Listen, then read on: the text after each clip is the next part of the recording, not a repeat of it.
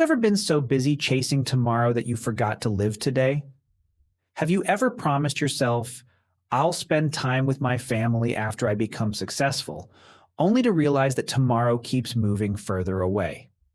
Many people believe time is something they can control. They postpone laughter, delay vacations, ignore their parents' phone calls, and miss precious moments because they think there will always be another chance. But what if one ordinary day taught you that time is the only thing money can never buy back? Today's story is about a man who spent his entire life trying to save every minute until he discovered he had lost the moments that truly mattered. In the quiet town of Ashwood lived a 32-year-old clockmaker named Noah. Every wall inside his workshop was covered with clocks of different sizes. Some ticked loudly, others moved silently, but Noah loved them all. To him, every second was valuable. He planned every hour of his day with perfect precision. He believed successful people never wasted time. His elderly father, Arthur, lived alone just a few streets away. Every Sunday morning, Arthur invited Noah for breakfast. Every Sunday, Noah answered with the same words. "Next week, Dad. I'm just too busy." Weeks turned into months. Arthur never complained. He simply smiled and replied, "I'll keep the kettle warm." Noah always believed there would be another Sunday. One rainy afternoon, while repairing an old pocket watch, Noah met a mysterious customer dressed in a long gray coat. The stranger quietly placed a broken antique clock on the table. "I don't want you to repair the clock," the old man said. "I want you to answer one question." Noah looked confused. "What question?" The stranger smiled gently. "If someone gave you 1 extra hour every day, what would you do with it?" Noah answered immediately. "I'd work harder." The old man nodded slowly. "That's exactly why you already have no time." Before Noah could ask another question, the stranger picked up the clock and disappeared into the crowded street. That night, Noah couldn't stop thinking about those strange words. The next morning, he worked even longer than usual. Customers kept arriving. New orders filled his notebook. His business grew, but something else quietly disappeared. His father stopped calling every Sunday. Noah noticed, but convinced himself Arthur was probably busy too. Months later, Noah received a letter. It wasn't from his father. It was from the hospital. Arthur had fallen seriously ill. Without thinking, Noah closed his shop and rushed across town. His heart pounded harder than it ever had before. When he reached the hospital, he found his father asleep beside the window. His hair had turned almost completely white.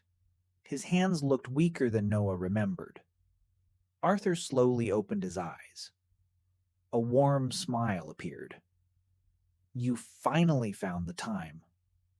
Those simple words pierced Noah's heart deeper than any criticism ever could. For the first time in years, Noah realized that he had measured every second, except the ones that mattered most. Over the following weeks, Noah visited his father every single day. Instead of checking his watch, he listened to old family stories. Instead of answering business letters, he shared quiet cups of tea.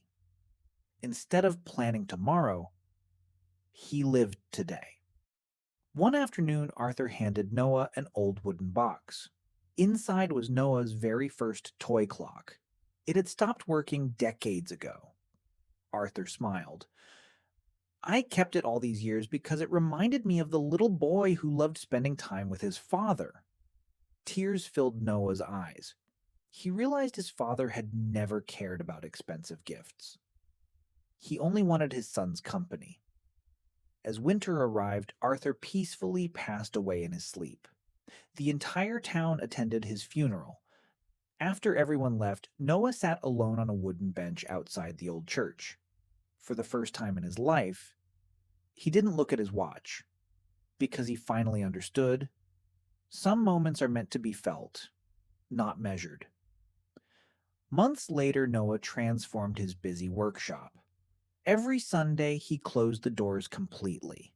People thought he had become less ambitious, but Noah knew the truth. He had finally become richer, not because he earned more money, but because he stopped trading his life for it. Above the entrance of his workshop, he hung a small wooden sign. It read, "Clocks can measure time, but only love gives it meaning." Visitors often asked why the shop closed every Sunday. Noah simply smiled and replied, "Some hours are too valuable to sell." Years later, people no longer remembered Noah as the town's greatest clockmaker.